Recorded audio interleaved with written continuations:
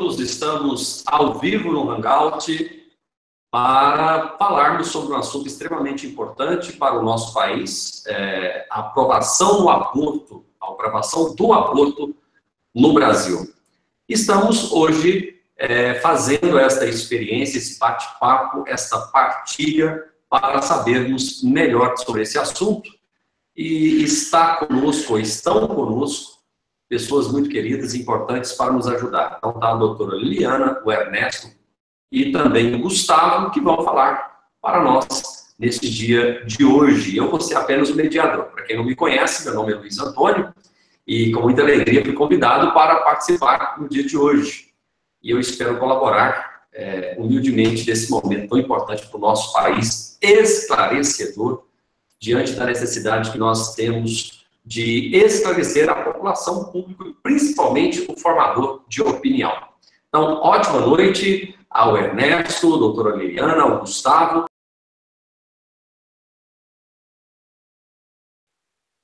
E o aborto, para os promotores do aborto, que hoje atuam mundialmente, essa questão de aborto aqui na América Latina já tinha que estar resolvida há 40 anos atrás. E até hoje eles estão metidos com isso. Né? Isso é uma prova que também nem tudo que eles fazem dá certo. Tá? Mas também não podemos ficar sentados aqui e acomodados só com isso. Tá? Então, existe uma pressão muito, muito grande agora para se legalizar a prática do aborto na América Latina. E o ponto principal é o Brasil, que é o maior país da América Latina. Então, no momento que o Brasil e a prática do aborto, o resto do continente muito provavelmente sucumbe também. Então, eles está se investindo muito para a implantação do aborto aqui no Brasil. Mas agora, entrando um pouco mais no tema próprio aqui do aborto, falar um pouco do histórico, né, de como é que o aborto ele entrou aqui na nossa sociedade. Até mesmo que na primeira metade do século XX, o aborto ele era proibido e ele era socialmente inaceitável quase todo mundo. Né? Você tinha algumas pessoas que promoviam, mas eram tão, assim, marginalizados da sociedade que não fazia diferença quase alguma. E, de repente, na segunda metade do século XX, país a país começou a legalizar o aborto. Tá? E isso teve uma promoção. Né? Isso hoje é bem sabido, que isso começou a partir do Conselho Populacional, da formação do Conselho Populacional, liderado pelo John Rockefeller III, no início de 1950. O objetivo dele nesse Conselho Populacional era que eles tinham chegado à conclusão que, para manter a paz mundial, a população do mundo não poderia crescer mais, porque não haveria recurso para todos e, inevitavelmente, as nações iam entrar em guerra. Ia ter uma morte, ia ser guerras cada vez mais violentas, né? Principalmente com o advento da bomba atômica. Então, eles falam, bom, a única forma de se diminuir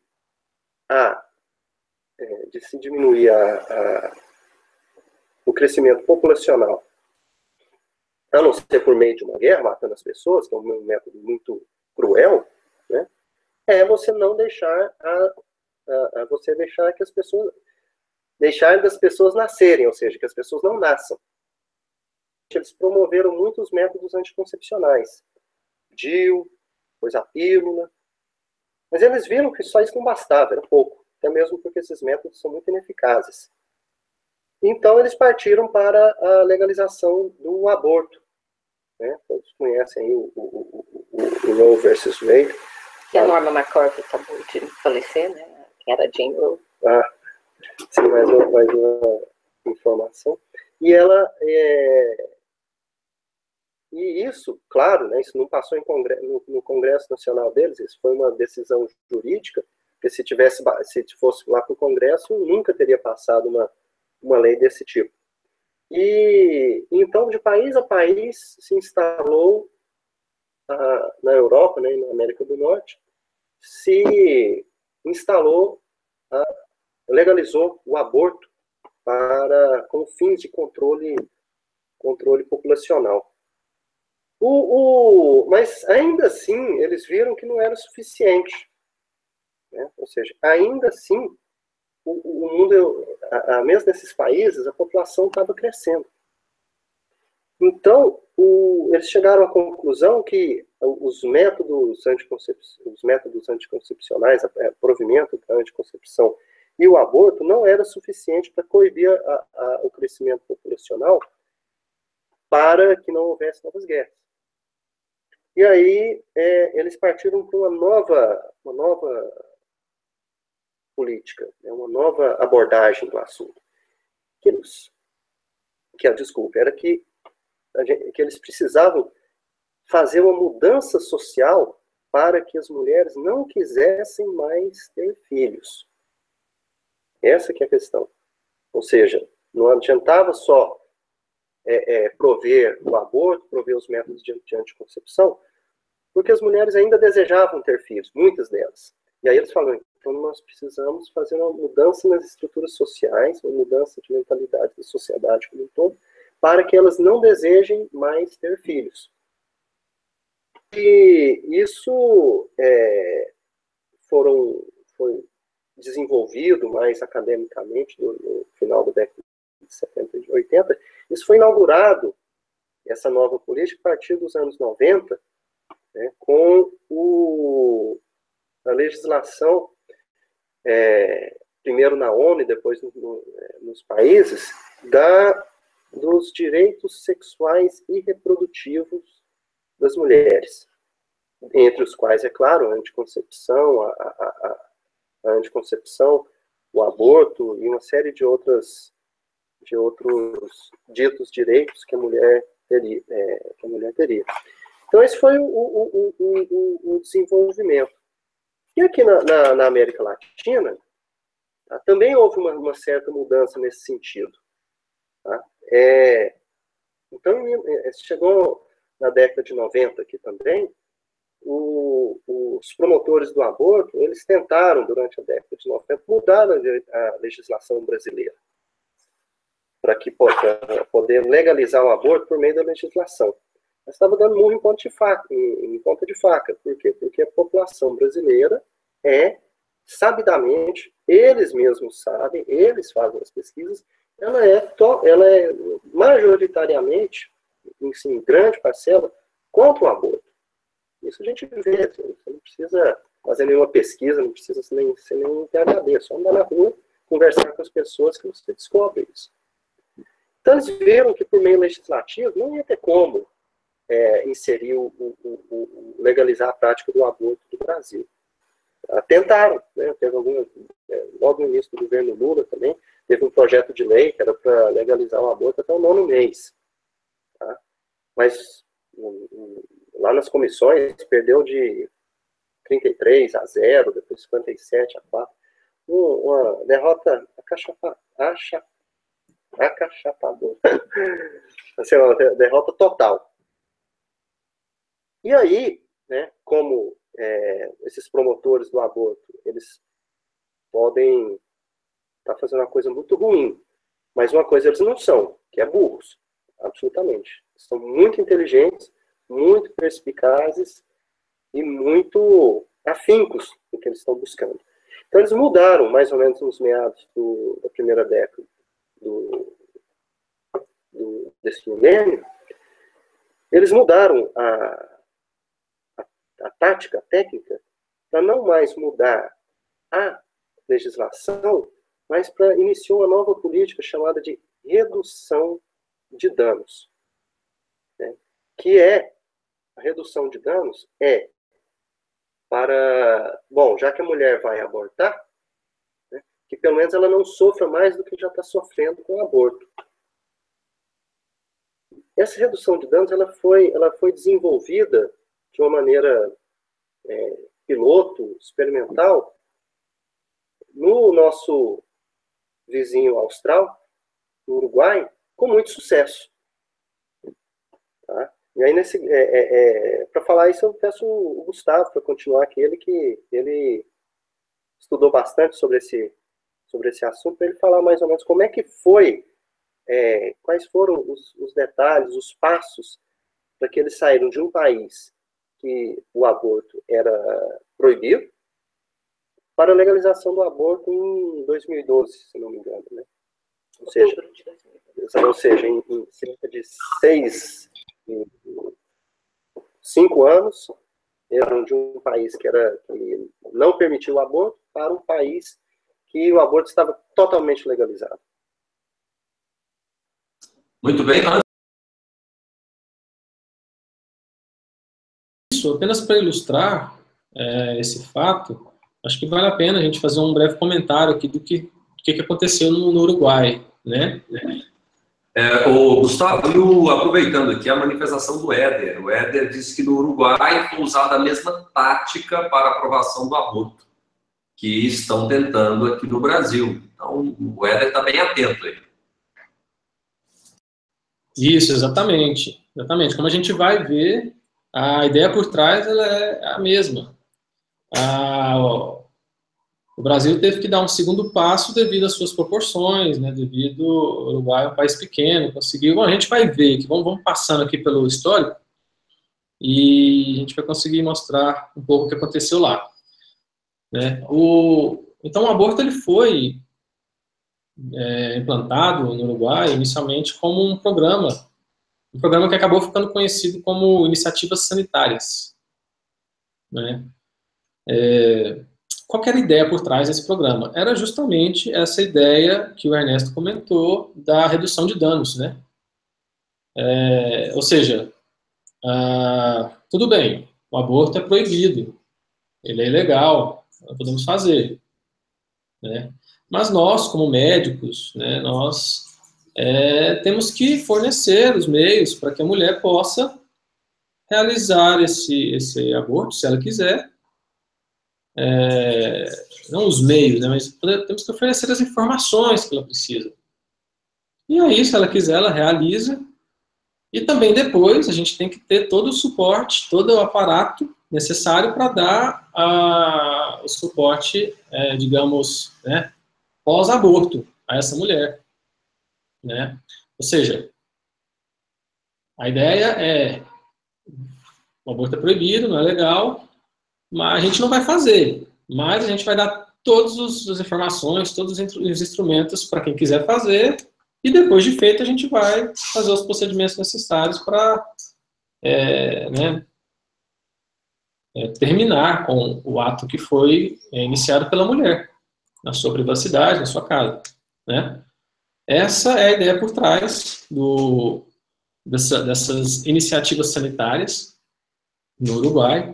Uma coisa interessante, e a gente já começa a ligar ali algumas pessoas a esses organismos internacionais, né, que financiam a implantação do aborto, é que essa ideia, ela foi, depois se ficou sabendo que ela foi pensada pelo Dr. Aníbal Faúndes, que é um médico chileno, e é muito conhecido nessa área de políticas de direitos sexuais e reprodutivos.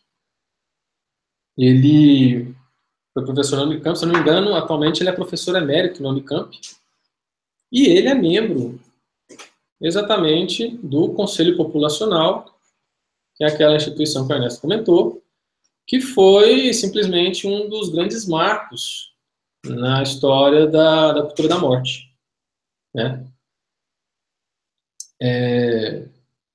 Foi ele quem idealizou essa ideia de que você não vai fazer o aborto, mas você vai... O Cristiano, ele faz uma colocação que seria bom até você já... Ele diz assim, é um formato mundial liderado por grandes institutos internacionais, ele quis falar as fundações, eles financiam fortemente esse processo. Aí entra o professor Faundes aí, que você acabou de citar, que trabalha com uma grande fundação. Exatamente. É exatamente isso que eu gostaria muito que ficasse bem claro assim, da minha parte nessa participação. É tudo uma coisa bem orquestrada e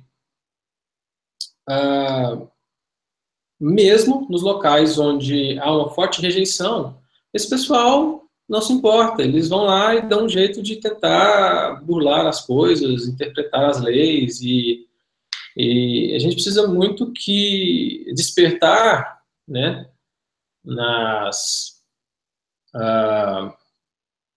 população, né, especialmente aqui no Brasil, essa consciência de que muitas vezes nós estamos ali sendo trapaceados, né? E, bom, voltando aqui só ao caso do Uruguai,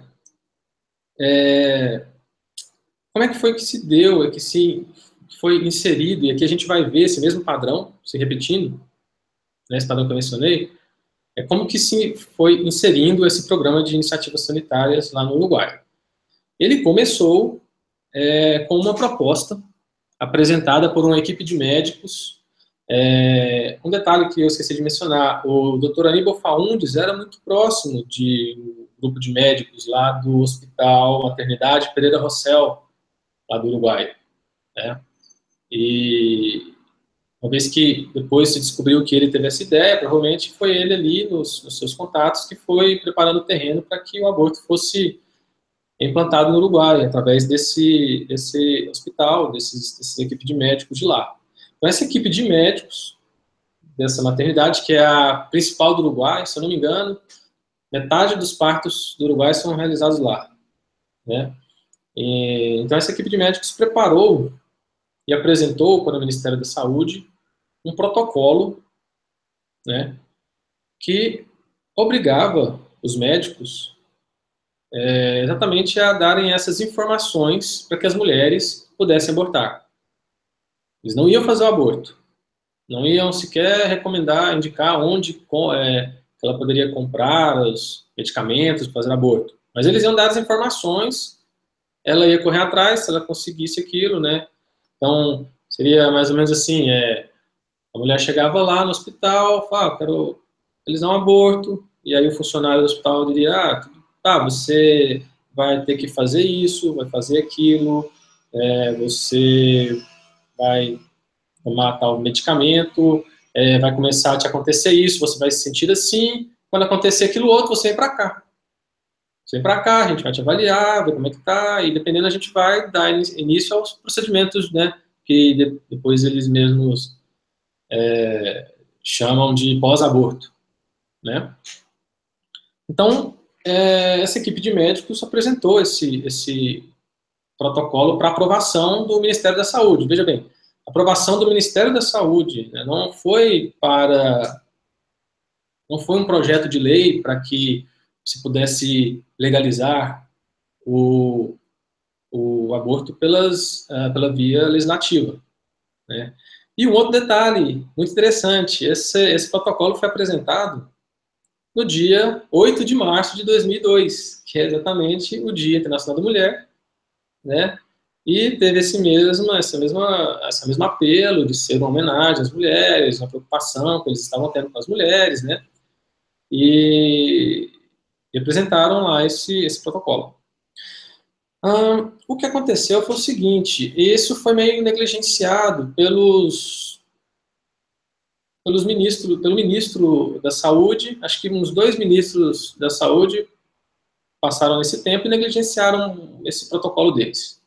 Não deram resposta, não aprovaram, não falaram nada, ficou por isso mesmo, ficou meio que em suspenso a posição do governo em relação a isso lá. E só que eles não esperaram, né? Eles falaram, a gente conversou aqui com o setor jurídico do hospital e, bom, vocês não falaram nada, a gente vai aplicar esse negócio. E foi assim que começou a ser oferecido esse serviço de redução de danos lá no Uruguai, que, na prática, no fim das contas, é uma forma de autorizar, de oferecer o aborto para as mulheres no país, né? Bom, depois disso, em 2004, maio de 2004, teve uma tentativa de aprovar um projeto de lei que legalizaria o aborto no Uruguai. Foi tentada, né, aqui a via legislativa e o projeto foi rejeitado, né? Então, mais uma vez não, no Uruguai aqui, não sei se foi a primeira, acho que foi a primeira vez que eles tentaram um projeto dessa ousadia de legalizar o aborto. Ele foi rejeitado, demonstrando que os legisladores não eram, eles eram realmente contrários ao aborto, né? E mesmo assim, apesar de ter sofrido essa derrota, né, no legislativo, em agosto de 2004, um novo ministro que assumiu, o ministro da Saúde que assumiu lá no governo do Uruguai, ele pegou aquele protocolo lá de 2002, que estava sendo lá deixado, né, esperando, e ele pegou aquele protocolo e aprovou. E ele aprovou e disse, olha, isso aqui é obrigatório que todos os hospitais do Uruguai façam, né? E aí, né, se instituiu, meio que se autorizou através de um instrumento do executivo, né, o aborto no Uruguai, um aborto que eles já estavam fazendo mesmo lá, né, mesmo não tendo essa aprovação, e não encontraram muita resistência da parte do governo, né, fizeram vista grossa. O fato é que depois, né, em 2008, essa norma ela foi elevada a lei no país, né? Então, basicamente, essa é basicamente a história, história bem resumida do que aconteceu no Uruguai. A gente percebe muito bem as semelhanças, né? Ou seja, aqui no Brasil, como o próprio Ernesto comentou, em 2005 foi apresentado um projeto pelo Partido dos Trabalhadores para legalizar o aborto, um projeto que foi só votado em 2008. Ele teve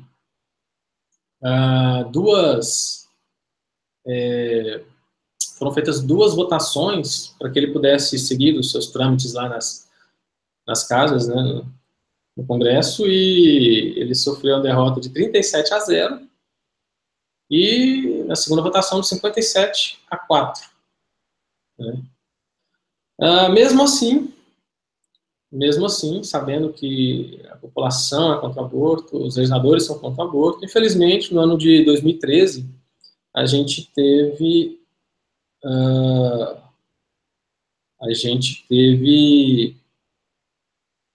a sancionada a Lei 12.845, que ficou conhecida como a Lei do Cavalo de Troia, né?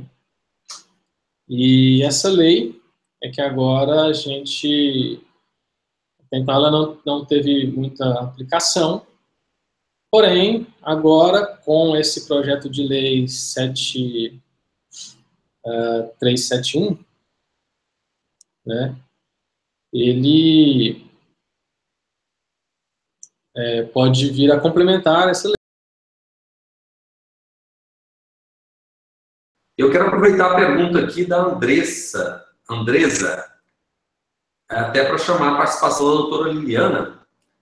Ela faz o seguinte: isso de ensinar a prática do aborto já existe hoje no Brasil. Isso de ensinar a prática do aborto já existe hoje no Brasil? Ou ela vem junto com o projeto de lei, que o Gustavo acabou de citar, 7371 de 2014? Doutora. Muito bem. Então, vamos ver se a gente consegue dar uma ideia geral para poder esclarecer a todo mundo e responder também a essa pergunta, se é que a gente já entendeu totalmente, né? Qual é o problema com o PL 7371 de 2014 mesmo, né? Bom, que é esse projeto? eu até vou dar um resumo da história dele. Alguns anos atrás, no Congresso Nacional, foi feita uma comissão parlamentar mista de inquérito, tipo uma CPI, para justamente tratar da questão da violência contra a mulher no Brasil. Isso numa linha de trabalho que vem se repetindo também em vários países, como a gente pode ver em alguns relatórios, como este que eu tenho em mãos, recentíssimo, do Departamento de Negócios Sociais da ONU, tá? Na sua divisão populacional, em que se fala que muitos governos instituíram, nos últimos anos, leis e políticas para prevenir a violência contra as mulheres. Então, isso é algo que vem sendo visto em vários países. Então, houve essa comissão parlamentar mista de inquérito no nosso Congresso, e num relatório longuíssimo, que culmina com algumas conclusões, chega-se na conclusão 52 desse relatório, a uma recomendação, tá, ao governo federal, porque não pode ser uma ordem do Congresso, é óbvio, ao governo federal, dirigida à Secretaria de Planejamento, Orçamento e Gestão do Executivo, para que tome a iniciativa, naquela época, né, então, que tomasse a iniciativa de propor a instituição do Fundo Nacional para o Enfrentamento à Violência contra Mulheres, que admita a contribuição da iniciativa privada, e ainda dá um exemplo, nos moldes do Fundo Nacional de Desenvolvimento da Educação. No entanto, ele nasceu dentro do próprio Senado, né? Não veio do Executivo, nasceu dentro do próprio Senado, e tomou o número 298 de 2013, tá? E depois de debatido de algum modo lá no Senado, nas comissões, inclusive quando houve uma primeira rejeição da primeira redação dele pela Comissão de Constituição e Justiça no Senado, por defeitos, vícios de iniciativa, uma vez que criava ônus para o Executivo, e ele tinha nascido no Legislativo, foi apresentado um substitutivo, e esse substitutivo recebeu aprovação no Senado e foi encaminhado para votação na outra casa, ou seja, agora na Câmara dos Deputados. Tá? Então, este PL, esse projeto de lei, ele é bastante curto e ele propõe a criação de um fundo. O que seria exatamente um fundo? Tá? Todo mundo tem uma noção básica, mas juridicamente, já que eu estou falando aqui nessa qualidade, né, de falar das questões de direito, das questões jurídicas, né, como professora, né, da faculdade, principalmente, um fundo, ele pode ser definido, como a gente encontra aqui no bom parecer da Coordenação Geral dos Assuntos Financeiros da Procuradoria da Fazenda Nacional, ele é a afetação de um conjunto de recursos a uma determinada finalidade. Nesse caso, a finalidade seria, principalmente, como declarado no PL, o enfrentamento, que é uma palavra nova, é uma palavra de modismo também, né? A violência contra a mulher, contra as mulheres. Vocês podem observar que a preocupação com a violência em geral e com a violência contra as mulheres, ela encontra várias linhas de ação. Hoje mesmo, se entrar pelo sistema no Senado Federal, no site do Senado, a gente encontra a dotação orçamentária para 2017, contando com verbas para esse chamado enfrentamento. Nós encontramos, por exemplo, na nossa área específica do judiciário, uma uma resolução do Conselho Nacional de Justiça de 2011, determinando aos tribunais que criem coordenações para organizar todo o aparelhamento que existe para combater ou minorar o sofrimento das mulheres vítimas de algum tipo de violência, né, geral. Mas, no PL 7371, com a criação desse fundo, nós encontramos uma nova edição daquilo que ficou conhecido como Lei Cavalo de Troia. Uma nova edição com uma nova perspectiva. Por quê? O que seria um cavalo de Troia? Primeira coisa, né? Nós temos uma narrativa aí da famosa Guerra de Troia, em que os sitiantes gregos, né, resolveram acabar de uma vez com aquela perlenga e fingiram que se retiravam do sitiamento da cidade de Troia e, inclusive, deixavam do lado de fora dos portões um cavalo de madeira, né? E os troianos, embora tenham sido alertados por uma pessoa mais sábia, aceitaram aquilo vaidosamente e colocaram o cavalo para dentro dos seus portões, das suas muralhas.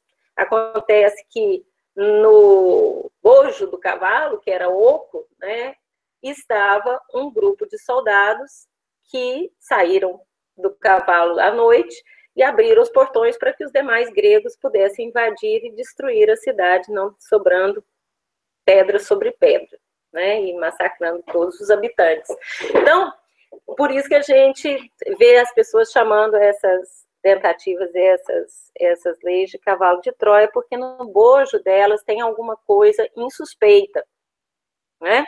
Então, nesse PL, que inclusive parece que está pautado para votação hoje ainda, embora esteja tarde, mas ele ainda está pautado para votação hoje na Câmara, sob possibilidade de ser tirado de pauta, está previsto no artigo 2º que constituirão recursos do Fundo Nacional de Enfrentamento à Violência contra as Mulheres as dotações consignadas na Lei Orçamentária da União, a qual a gente tem acesso pelo site do Senado, por causa da transparência, mas também no inciso 2,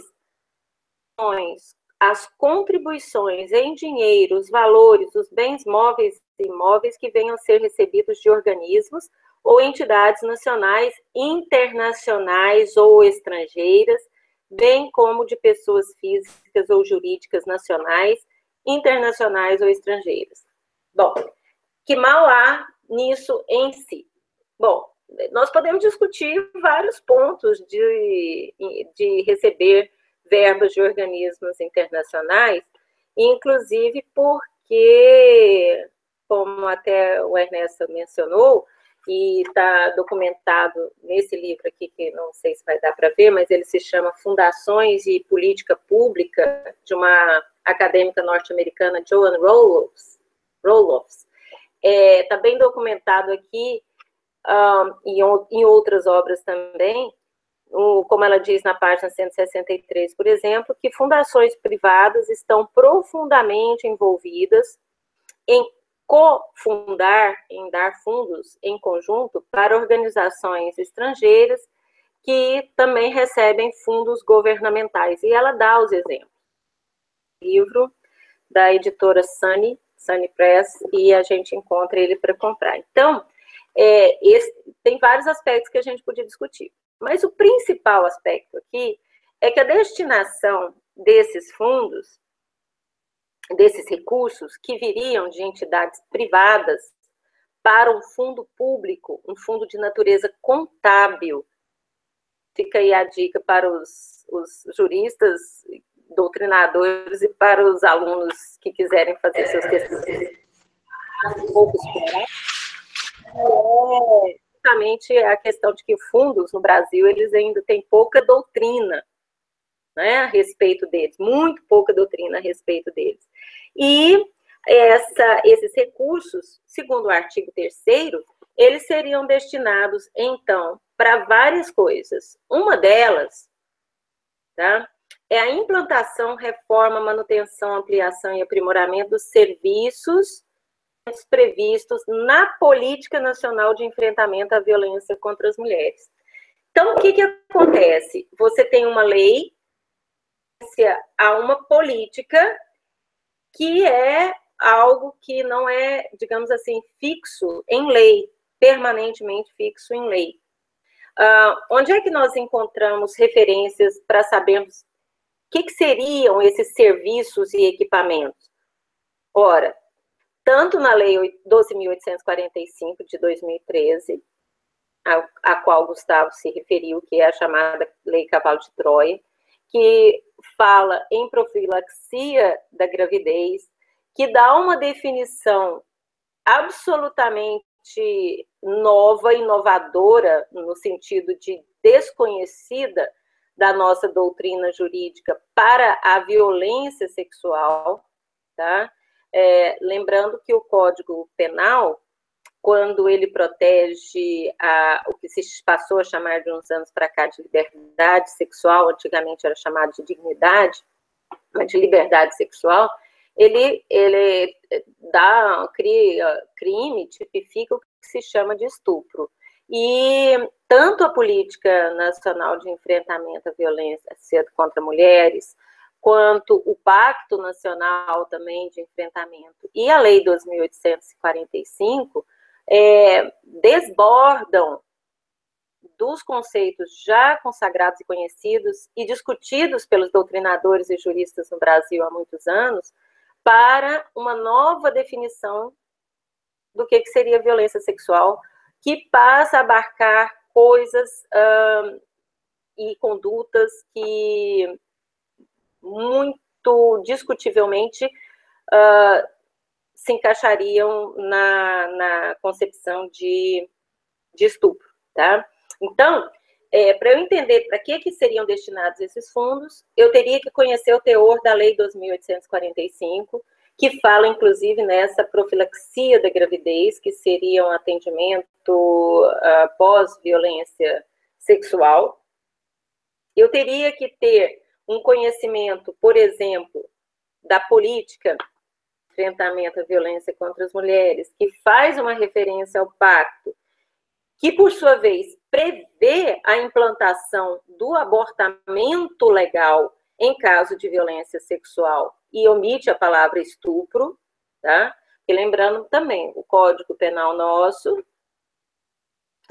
num dos seus artigos, que os abortos feitos por médico e com consentimento da mulher, se forem em caso de gravidez resultante de estupro, eles não serão, os perpetradores não serão punidos, o que não é a mesma coisa de um aborto legal, tá? Isso daí é um pouco diferente. De todo modo, a violência sexual concebida no pacto e na política, ela é muito mais ampla, tá? E vocês podem até encontrar esse documento facilmente entrando no link da Secretaria de Políticas das Mulheres, que agora integra, a partir do governo do presidente Michel Temer, o Ministério da Justiça e da Cidadania, foi absorvido por ele, tá? Nós teremos a possibilidade de encontrar definições flutuantes aí do que seria violência sexual doméstica, tá? O que seria uma violência sexual geral, ou violência geral, né? E o pacto e a política são documentos para esclarecimento de todo mundo que não foram discutidos e trabalhados pelos parlamentares no Congresso Nacional. Tá? É claro que existem grupos de trabalho que preparam esses documentos, mas eles nasceram fora do âmbito do legislativo, no sentido de não serem leis stricto sensu, certo? Bom, a questão, então, é que existe uma conjunção entre o projeto de lei 7371 de 2014, agora em tramitação no Congresso, e essa lei anterior, que pode permitir que, em vindo fundos de instituições, fundações interessadas em promover essa agenda, que eles sejam, esses recursos, canalizados justamente para a promoção de uma iniciativa semelhante à que foi historiada pelo Gustavo e que aconteceu no Uruguai, tá? Na criação do fundo, como eu disse, os fundos aqui no Brasil, eles têm uma doutrina muito esparsa, muito parca. Então, uma doutrina jurídica. Então, nós teríamos que saber, por exemplo, quem que vai gerir esse fundo, e a gente não vê isso na lei. Uma outra coisa que poderia sair da lei, e a gente não estaria prevendo isso claramente só pela redação da lei, é justamente como saber que um determinado recurso veio de uma instituição, canalizado por outra. Eles trabalham muito com o que aquela autora que eu mencionei chama de co-funding, ou seja, eles darem fundos em conjunto. Como que saber de onde veio, para onde foi destinado, no meio de outros fundos que são orçamentários da União, que são dinheiro do cidadão brasileiro, do contribuinte brasileiro, né? E se a política nacional for alterada, por exemplo, por um anúncio exclusivo do Executivo, o que é que nós teremos? Nós teremos agora uma lei fixa, uma lei com estabilidade, porque veio do Congresso, e que outros atos não parlamentares, exteriores ao Congresso, pautem a aplicação desses recursos.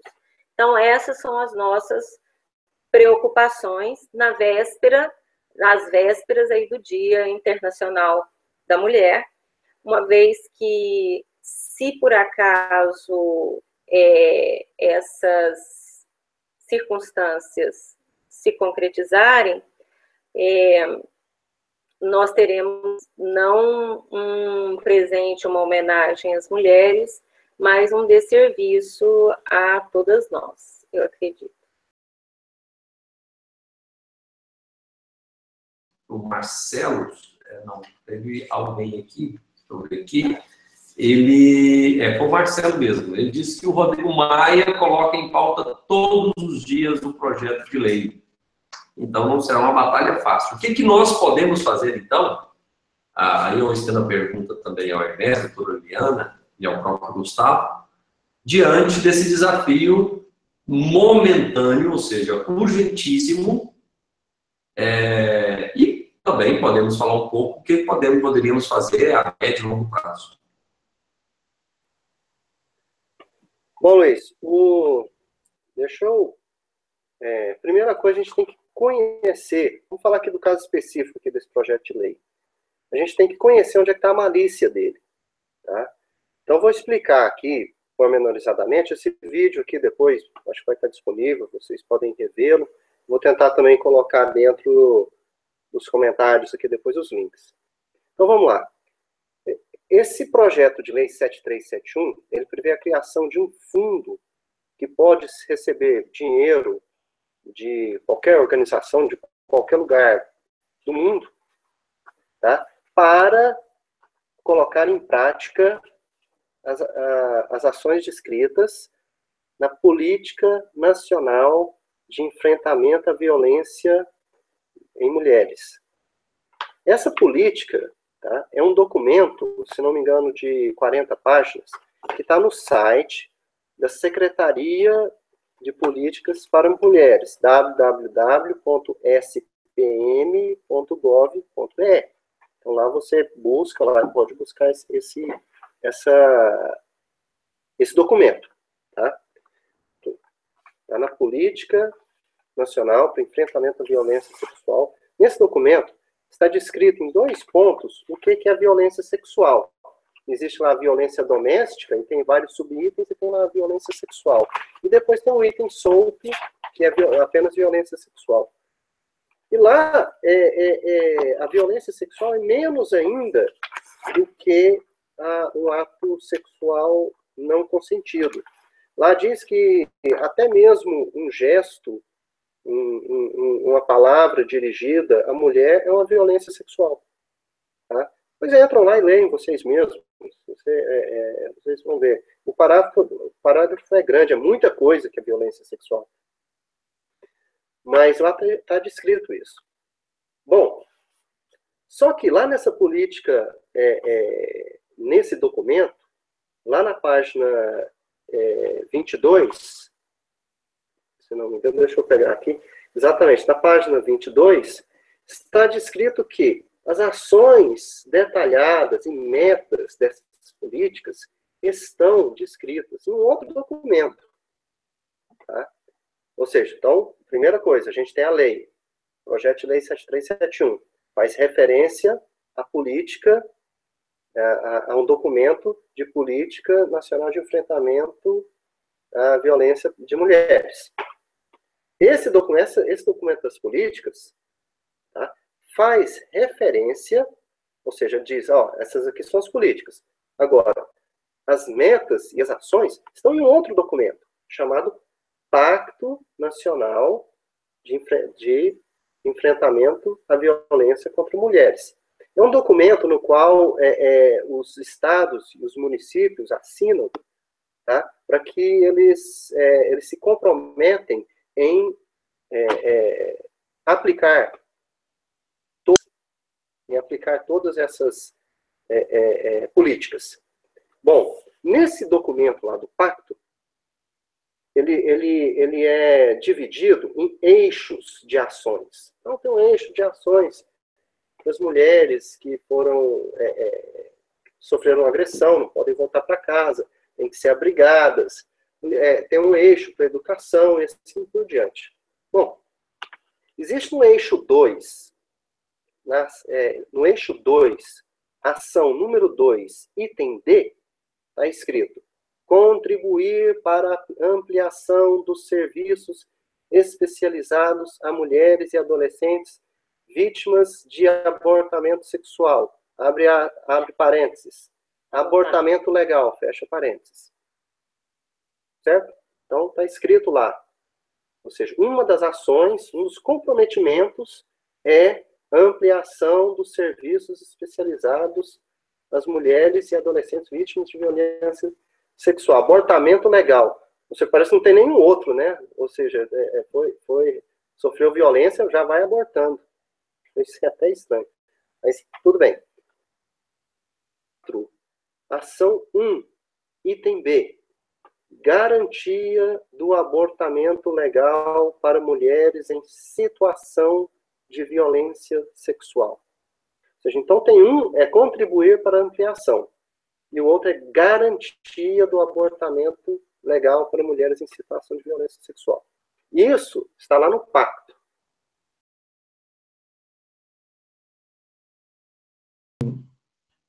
Como eu havia mencionado, isso aí está acontecendo agora, toda a situação aqui no Brasil, mas vocês podem ter certeza que não vai parar por aqui.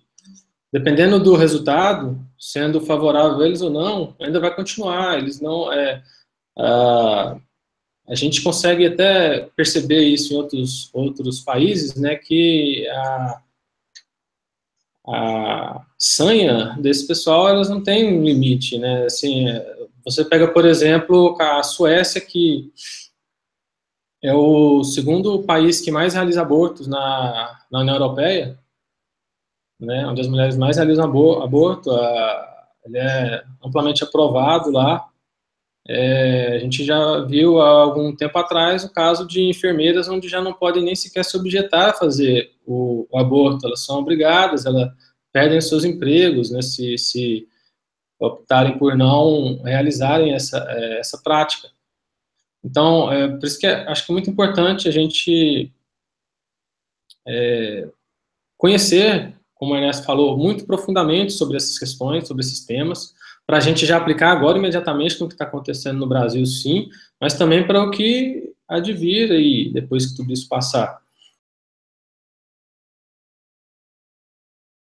Então, a Camila, ela faz uma pergunta aqui à doutora Liliana, diante de todo esse esclarecimento sobre o perigo do PL 7371, não seria ideal revogar a lei do cavalo de Troia?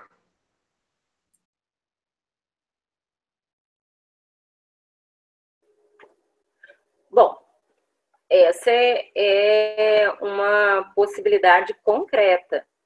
E eu, particularmente, né, como mulher e como mãe, eu acharia realmente muito prudente retomar essa discussão, esse debate, para que aquilo que foi aprovado um pouco às pressas e um pouco sob o manto de falta de clareza, né, seja redebatido. Então, tecnicamente, sim, se pensar em colocar isso para debate, para discussão, para revogação do conteúdo, digamos, o conteúdo contrário ao interesse comum do país, do bem comum, na Lei 12.845, de 2003.